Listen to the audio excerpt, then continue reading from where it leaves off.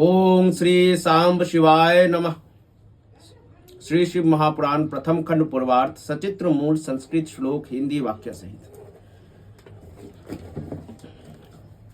नमस्कार। आज मैं शिव महापुराण के अंतर्गत जो द्वितीय रुद्र संहिता है उसमें जो सती खंड है उसका भी द्वितीय खंड है, सती खंड द्वितीय सती खंड, उसका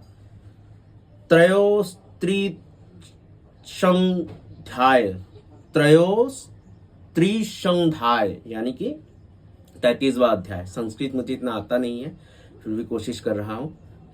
भूल त्रुटि क्षमा कीजिए, ध्यानपूर्वक सुने। गणों सहित वीरभद्र और महाकाली का दक्ष यज्ञ विध्वंस के लिए प्रस्थान।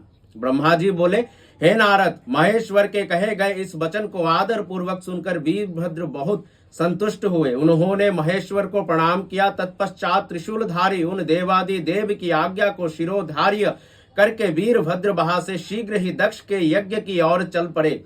भगवान शिव ने प्रलयाग्नि के समान करोड़ों महावीर गणों को केवल शोभा के लिए उनके साथ भेज दिया। वे बलशाली तथा वीर गण वीरभद्र के आगे और पीछे भी चल रहे थे। कौतूहल करते हुए वीरभद्र सहित जो लाखों गण थे वे काल के भी काल शिव के पार्षद थे। वे सब रुद्र के ही समान थे। महात्मा वीरभद्र शिव के समान ही वेशभूषा धारण करके रथ पर बैठकर उन गणों के साथ चल पड़े। उनकी 1000 भुजाएं थी। उनके शरीर में नागराज लिपटे हुए थे। वे प्रबल और भयंकर दिखाई पड़ रहे थे। उनका रथ 8 लाख हाथ विस्तार वाला था। उसमें 10,000 सिंह जूते हुए थे जो प्रयत्न पूर्वक रथ को खींच रहे थे। उसी प्रकार बहुत से प्रबल सिंह, शार्दुल, मगर, मत्स्य और हजारों हाथी उनके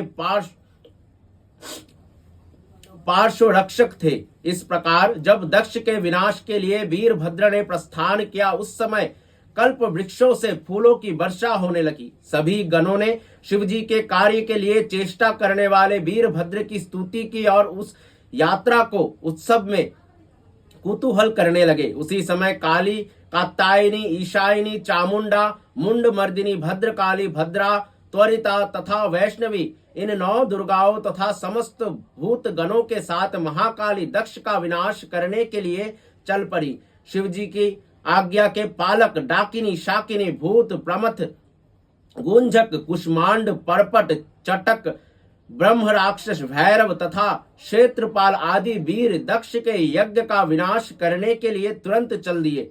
उसी प्रकार 64 गणों के साथ योगिनियों का मंडल भी सहसा कुपित होकर दक्ष यज्ञ का विनाश करने के लिए निकल पड़ा। हे नारद, उन सभी गणों के धैर्यशाली तथा महाबली मुख्य गणों का जो समूह था उसकी संख्या को सुनिए। शंकुकर्ण नामक गणेश्वर 10 करोड़ गणों के साथ, केकराक्ष 10 करोड़ गणों के साथ तथा विकृत 8 करोड़ गणों के साथ चल पड़े। हे तात, हे मुने, विशाख 64 करोड़, परियात्रिक 9 करोड़, सर्वाकक 6 करोड़, वीर विकृतानन भी 6 करोड़, गणों में श्रेष्ठ ज्वालकेश 12 करोड़,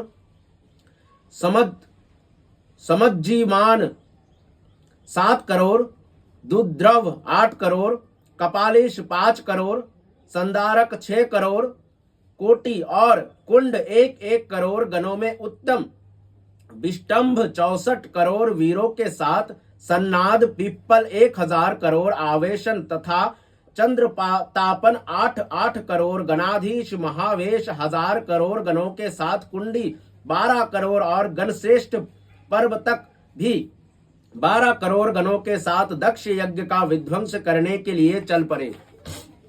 काल, कालक और महाकाल 100-100 करोड़ गणों के साथ लेकर दक्ष यज्ञ की ओर चल पड़े। हे तात, अग्निकृत 100 करोड़, अग्निमुख 1 करोड़, आदित्य मूर्धा तथा घनावह 1-1 करोड़, सन्नाह 100 करोड़, गण कुमुद 1 करोड़, गणेश्वर, अमोघ तथा कोकिल 1-1 करोड़ और गणाधीश, काष्टा, गुर, सुकेशी, वृषभ तथा सुमंत्रक 64-64 करोड़ गणों को साथ लेकर चले। हे तात, गणों में श्रेष्ठ काक पादोदर 60 करोड़, गण श्रेष्ठ संतानक 60 करोड़, महाबल तथा पुंगव 9-9 करोड़, गणाधीश मधुपिंग 9 करोड़ और नील तथा पूर्णभद्र 90 करोड़ गणों को साथ लेकर चल पड़े। गणराज चतुर्वक्त्र 100 करोड़ गणों के साथ लेकर चला। हे मुने, गणेश्वर, विरूपाक्ष, तालकेतु, षडाश्य तथा गणेश्वर, पंचाश्य 64 करोड़, संवर्त्यक, स्वयं प्रभु, कुलिश, लोकांतक, दीप्तात्मा, दैत्यांतक एवं शिव के परम प्रिय गण श्रीमान, भृंगी, रीति, अश्विनी, भालक और सहस्त्रक 64 करोड़ गणों के साथ चले। महावीर तथा वीरेश्वर वीरभद्र भी शिवजी की आज्ञा से 20 सैकड़ों तथा हजारों करोड़ गणों से घिरे हुए वहां पहुंचे।